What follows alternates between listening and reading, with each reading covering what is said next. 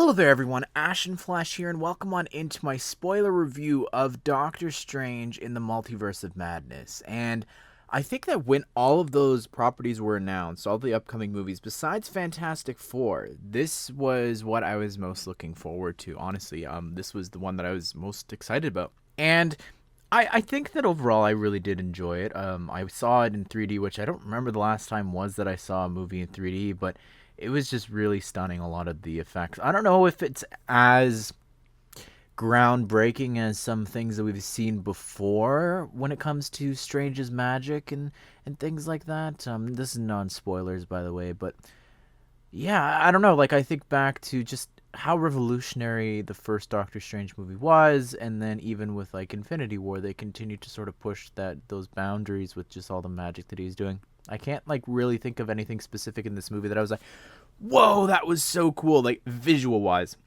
Some of the magic he does, of course, is really cool. Some of the magic that happens in this. Overall, villain wise, I think they did a great job. I don't want to really spoil anything there. There are cameos that unfortunately I did have spoiled for me, and yeah, I don't know. Let's go ahead though and jump into spoilers. So I don't really know where to begin with this movie. There's quite a lot that goes on, and I think that overall the story of it, with the multiverse being tied to dreams and things like that, I think that was quite fascinating. I think that the whole setup I really enjoyed of Defender, Strange, and America Chavez. Like, that was really cool. I really enjoyed the first bit and how that tied into him waking up and everything. But yeah, I really enjoyed a lot of like the setup and Gargantos. Like, oh my goodness, I did not. That kind of honestly set up the movie of how dark this movie was gonna be. I feel like that's really how things got kicked off there. I didn't expect that, and to be that graphic either. That was pretty crazy that they got away with that in this movie rating. But nonetheless, I really enjoyed that whole fight and just the different things that they were doing. Again, his powers seemed almost foreign at times. Like, he's just summoning big monster fists or something to grab a lamppost, and I don't know, it's just not something we saw. I guess the closest thing, honestly, and even like the dragon heads that he like springs on Wanda, the closest thing would be from What If. Yeah, anyways, I thought that the whole setup of it was actually Wanda behind the fact that, you know, she's sending these different monsters after them. I think was really interesting. I didn't necessarily expect her to be behind it all. I don't know what I was expecting really going into this movie. I think they did a pretty good job, honestly, of not giving away the plot from the movie. Now, they did give away some really cool like fan moments that I wish I didn't know. But other than that, I think that going into it, they did a really good job of hiding what the plot was. Like, yeah, you do see Wanda, you know, turning bad and everything, but you don't know why. You don't know it's about the Darkhold. You don't know why that connects to America. Like, that was really cool. I genuinely.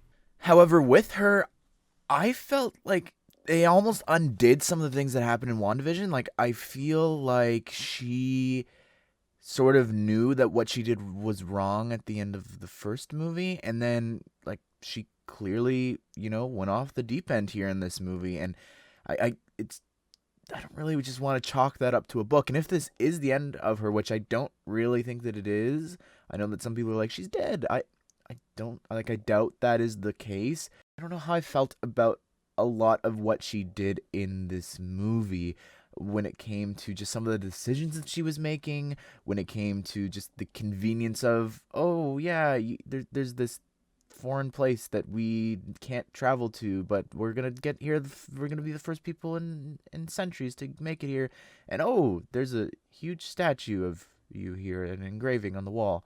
And specifically going back to what I was just saying about like her decisions, we literally see her with Black Bolt remove his mouth. Like, you can see that she has the ability to just change anything. So clearly she doesn't kill Strange and Wong, not just because, you know, they're the two main characters, but like, you know, they're friends. They fought together a bit, and maybe they got shawarma after a battle. I don't know.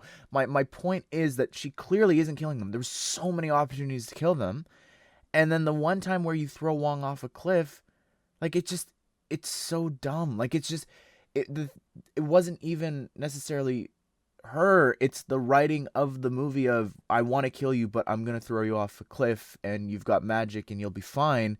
But I'm trying to kill. Like it's just you killed all the non-essential people there, the Illuminati, in all these brutal ways. But these two people that are the actual threat to you, that are stopping you multiple times, getting away multiple times, protecting America multiple times, you just don't do anything. Like change their hands into little stumps. Like I don't know. Like change them into anything. Little rubber balls on the end, little dodgeballs or something. I don't know. It just it fascinates me that no one sat here and be like, maybe she's a little too strong at times when it comes to killing everybody here with the Illuminati. It'll be fine when she needs to let Doctor Strange and Wong and Christine get away for the 10th time throughout the movie. We need to elongate this movie so that we can have a whole chase. I thought that America was a really fun addition, and I liked her powers.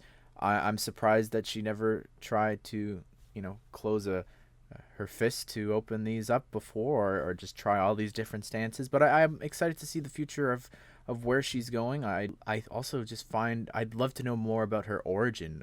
The fact that she is the only version of herself that's out there. I think that's something very unique and interesting. I assume like that must be such a rare occurrence. Like the only other one that I can remotely think of is actually the Watcher, but I can't really think of anyone else. The Strange variants, the other variants that we saw, Defender Strange, I had expected that whatever monster had killed him from before, like infected him, and that he was going to come back. I never expect, again, because we're calling it a zombie, I never expected him to be possessed from Strange, from the different reality. I thought that was quite interesting. And the Supreme Strange, I would have loved to see more of, especially without the goatee. I really enjoyed that. We saw that in the statue and a little bit there tied to the Illuminati. But yeah, I love that suit, that Funko as well. I can't get enough of that suit. Like it's just so unique. I'm so sad we didn't get to see more of that. The Sinister Strange was quite interesting.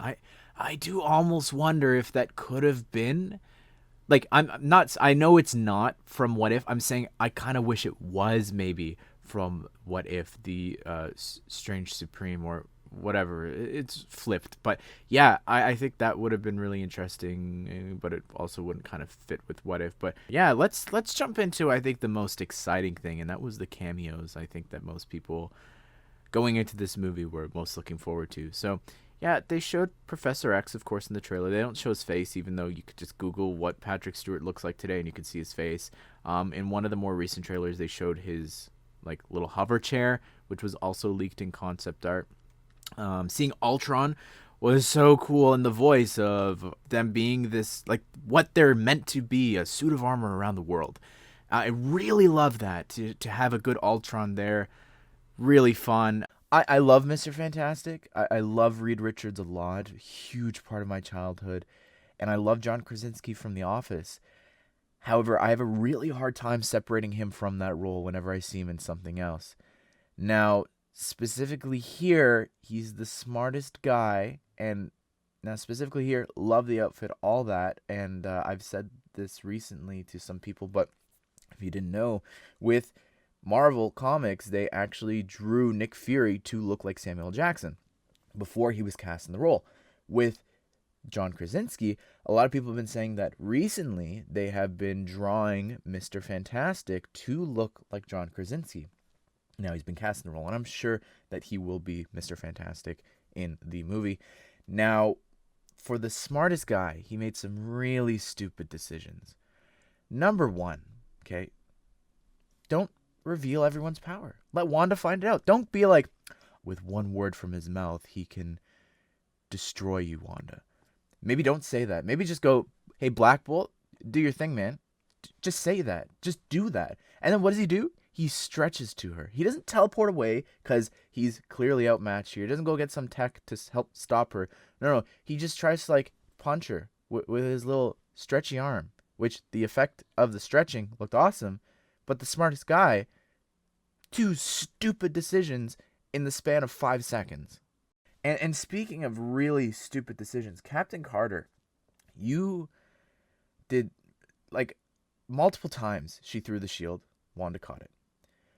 Why would you continue to do that and throw the shield at her when she can throw it anywhere, and specifically at you, which she did? Like maybe don't do that. Maybe don't keep throwing it. Maybe hold on to it and keep hitting her up close, because that's the only thing that worked. However, the line of the "I can do this all day" was very sweet. I love that a lot. And seeing her in general come on over from What If was really surreal. And I love What If. It's still my favorite show. Black Bolt. I tried to watch Inhumans. It's a really painful show. So to have him back here, it was nice to have him be able to sort of almost get a second chance. That was cool. To see Maria Rambeau back here as Captain Marvel. Her death was... she died to a statue. Mordo, I like the twist of... I kind of saw it coming, just the way they're setting it up. Like, oh yeah, we don't really get along. And then he was going to be happy to see Strange, or, I guess he pretended. But I was a little let down with Professor X. I feel like we didn't get enough sort of mind stuff with him. This was our opportunity, and I'm assuming this is the last time that he's going to reprise the role. I'd be surprised if he did it again. But it was very nice to see him back here. Yeah, and Christine in that universe was really fun as well. I like the... I always loved the idea that people are always drawn to each other no matter what universe they're in. And I've really enjoyed seeing that here, that no matter the universe, he still loves her. I thought was really sweet. So let's move on over now from love to horror. All the jump scares, the horror, like, I hate those things. I absolutely hate them. I was closing my eyes. Like, I knew that stuff was coming with the big gong or whatever. I knew that was coming the minute I saw The Shine before. But, like, it felt forced at times, if I'm being honest. Like, it just... there was moments where it also just went on for really long, like that moment in, like, the subway tunnels or wherever that was. Like, it went on.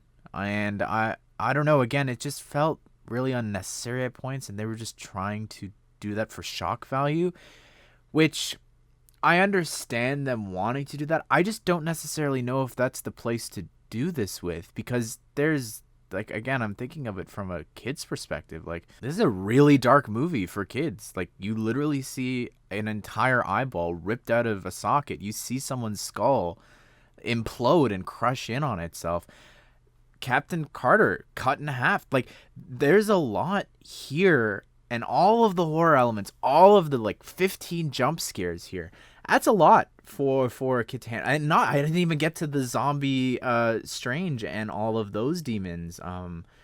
Yeah, I don't know. It's a lot. I think that maybe they should be doing that with a Blade or something, a new character that people aren't familiar with, that, doing Doctor Strange or someone that kids have grown, and everyone really, because I hate that stuff that they have grown such an attachment to. I don't know, turning it into that genre, I don't know, especially the first one. It was not necessarily lighthearted, but it was fun. There was jokes and quips, and I think really the only joke that stands out in my mind was the bowing joke, which I thought was pretty funny. But anyways, just to recap, like, I don't really care what you say about me. I know that I don't handle horror. Not everyone... actually, I'd say most people probably can't handle horror.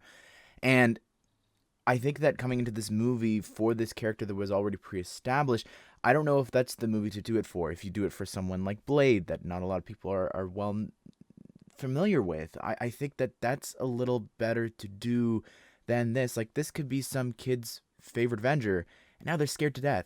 And again, and if you can't see that, then I can't help you, but there's legitimately creepy things in this movie. The body horror with Wanda coming out of the gong again. Like, there's all these things that happen in this movie that it will terrify children. It genuinely will. And I think that a lot of times people expect to just come into a Marvel movie and just not have to worry really about that stuff. And I think that this is definitely an exception to that thought. Anyways, post-credit, Clea, really awesome. I think I know her from the Lego, one of the DLCs that they've done for one of the games. I think that might have been one of the first times that I had heard about her. And I feel like I also read that Charlize Theron was going to be playing her. But yeah, awesome to have her in here, and I love the suit. It looked really great, and I don't know what's up with Strange. He's got the third eye now. I don't know what that means, and I really don't want to look at that for a whole third movie or whatever else we're going to see him in next. But I'm glad that Doctor Strange will return, which I don't think is a surprise to anyone. Oh yeah, and Bruce Campbell's in the movie. He's punching himself, and because he wanted money because someone stole food from him, and then he's the bad guy and punch. I don't know. And then he broke the fourth wall, which also Wanda did. So I don't know. I didn't find it funny particularly, but if you did, good on you. Lego talk. I'm struggling with coming up with an idea for a set. I would love to just get the Illuminati in some form. I guess you could have a statue falling on someone, and maybe some of the prison cells. I guess you could maybe like lock Wanda up or something like that. But I don't really know. That would be neat. I did have an idea of maybe you can have a Kamar-Taj, like a ton of sorcerer, like a battle pack with Rintrah, which would need a new mold. But Sarah had a really cool moment, and yeah, just getting a few different like people fighting off against Wanda, I feel like would be really fun to get in that. Like the side build could literally be that cannon or whatever. So I feel like there's definitely potential there to get that. But yeah, of course, we just did a video talking about how the Sanctum Sanctorum from the upcoming one in August is rumored to be having characters from this movie. So yeah, I'm very intrigued to see what they're gonna look like. I really, really just want more figures from this movie. There's so many cool suits for Strange specifically that I would just love to get. But also, we have one set, and that's the Garganto Showdown. I think that's an excellent set. I think it would have been funny if the eye could have had a play feature. However, like the figures that you're getting in there are absolutely amazing, and I guarantee you that people are going to go out and get that set after this movie. Absolutely. I think it's a really fun sort of start of the movie, and I think that the set did a really great job as well. But anyways, everyone, I'd love to hear your thoughts on the movie. What did you think of it? Maybe I'm being too negative, but honestly, the more that I think about it, the less that I like it, unfortunately. The more that I talk about it, and I've recorded so many things just to add into this, that the more I just keep thinking about this, because this is a movie I think that you're going to keep thinking about for a bit. But nonetheless, I think that it was fun. Overall, I enjoyed it, but I do have a lot of complaints about it, which you are allowed to have. I'd love to hear your thoughts, though. What do you think of it? What sets would you like to see Lego do as well? Hope you guys did enjoy the video. Hope you all have a great day. We'll see you all in the next one.